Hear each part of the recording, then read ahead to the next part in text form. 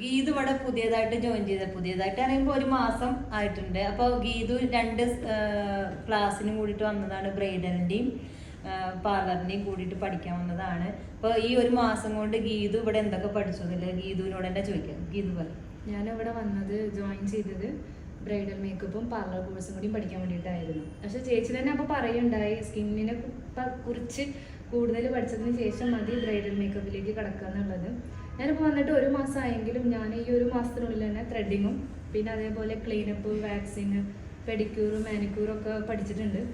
എന്തായാലും ഒരു 1-2 തവണ ചെയ്യുമ്പോഴല്ലേ നമുക്ക് എല്ലാം കറക്റ്റ് ആവുള്ളൂ. എന്തായാലും ഈ 1 മാസം കൊണ്ട് തന്നെ നമുക്ക് ആരെങ്കിലും ഒക്കെ ചെയ്യാമെന്നുള്ളൊരു കോൺഫിഡൻറ്റ് ഉണ്ടായിട്ടുണ്ട്. അതിന് എനിക്ക് ഹെൽപ്പ് ചെയ്തത് ചേച്ചി മാത്രമാണ്.